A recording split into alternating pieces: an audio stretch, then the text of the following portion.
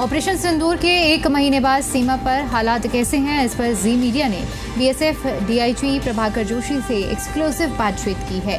DIG Joshi ने बताया कि पाकिस्तान द्वारा की गई कायराना हरकतों का माकूल जवाब ऑपरेशन सिंदूर के जरिए दिया गया। उन्होंने कहा कि पाकिस्तान ने हमारे देश की बहनों के सिंदूर को मिटाया था, जिसका जवाब इतना जबरदस्त था कि दुश्मन अपनी पोस्टें खाली कर भाग गया और आज तक लौटने की हिम्मत नहीं जुटा पाया। डीआईजी ने बताया कि बीएसएफ के जवान पूरी तरह से अलर्ट हैं और भविष्य में कोई भी हरकत हुई तो पाकिस्तान को करारा जवाब मिलेगा। ऑपरेशन सिंदूर को 1 महीना हो चुका है और इस दौरान बीएसएफ ने जिस तरह से मुंहतोड़ जवाब उस 7 और 10 तारीख के बीच में दिया, वो सारा देश आज जान रहा है और लगातार वो तस्वीरें सामने आ रही हैं और बीएसएफ के शौर्य की गाथाएं जो हैं वो यहाँ गाई जा रही हैं। हमारे साथ इस सब पर बातचीत के लिए डीआईजी पीएसओ प्रभाकर सर हैं। सर, एक बड़ा शौर्य हमने देखा, 7, 8, 9, 10 तारीख को बड़ी लड़ाई जो है वो की गई और बीएसएफ ने मुंहतोड़ जवाब दिया। इस दौरान कई सारे हमारे जवान जो हैं वो भी इंजर्ड हुए, वीरगति को प्राप्त हुए, बट कितना बीएसएफ के लिए चैलेंजिंग था और किस तरह से रिप्लाई दिया गया, थोड़ा बताओ। ये जब से भारत के ऊपर, भारत की अस्मिता पर कायराना हमला हुआ था, भारतीय नारी का जो अपमान करा गया था, सुहाग छीने गए थे, सिंदूर मिटाया गया था, तब से सीमा सुरक्षा बल को पता था कि हमारे आदरणीय प्रधानमंत्री जी जरूर इस पर कोई ठोस कदम उठाएंगे, मुंह तोड़ जवाब देंगे। तो हम भी पूरी तैयारी से अपने जवानों का मनोबल बढ़ाने में और सभी तरह से प्रकार की तैयारियां जो भी युद्ध के लिए होती हैं वो करने में लगे हुए थे। और जब दिन आया तो हमारे बहादुर जवानों ने, अधिकारियों ने सीमा पर जो प्रथम पंक्ति है सीमा सुरक्षा बल, मुंह तोड़ जवाब दिया।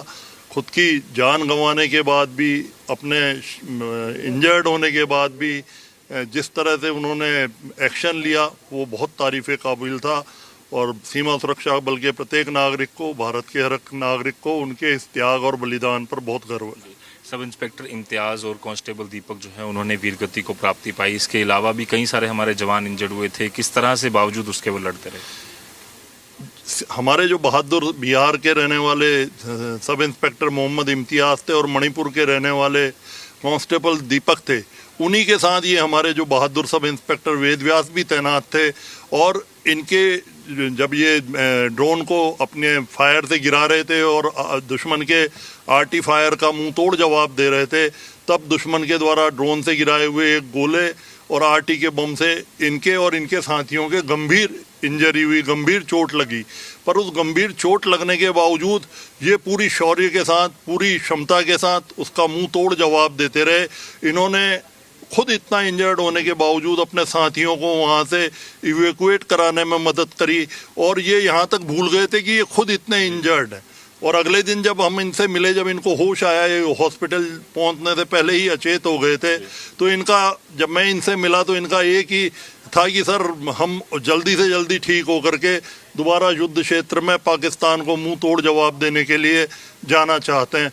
तो मेरा सीना, फोर्स के हर अधिकारी का सीना यह सुनकर के गर्व से फूल गया। सर, अभी भी ऑपरेशन सिंदूर ऑन है, जिस तरह से प्रधानमंत्री ने भी कहा, बॉर्डर पर अलर्टनेस पूरी तरह से, और जवानों का हौसला किस तरह? जवानों का हौसला जबरदस्त है, बहुत मनोबल ऊंचा है।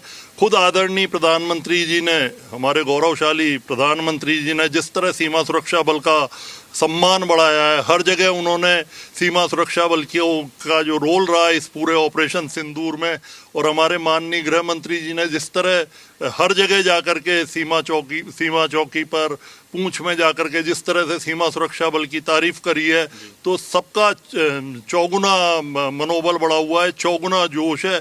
और दोबारा किसी भी तरह का आदेश मिलने पर जबरदस्त कार्रवाई करने की पूरी तैयारी। एक आखिरी सवाल सर, हम अभी भी कई सारी, हम बाद में पोस्टों पे जाने का मौका मिला, हम देख रहे हैं पाकिस्तान की तरफ अभी भी वो लौटे नहीं है, क्या डर अभी भी बना हुआ है? हाँ, पाकिस्तान में पूरा डर बना हुआ है, क्योंकि उनको सपने में भी उम्मीद नहीं थी कि सीमा सुरक्षा बल इस तरह जबरदस्त मुंह तोड़ जवाब देगा। वो सोचते थे कि बड़ा कोई लाइट सा रेस्पॉन्स रहेगा, पर वो कहते हैं ना, चूल्हे हिला दी, तो पाकिस्तान की चूल्हे हिला दी गई हैं और वो उनको भागने पर मजबूर कर दिया। और वो कभी इस दिन को कभी भी नहीं भूल पाएंगे। जो 9 और 10 तारीख की रात थी, उनके लिए वो कत्ल की रात थी।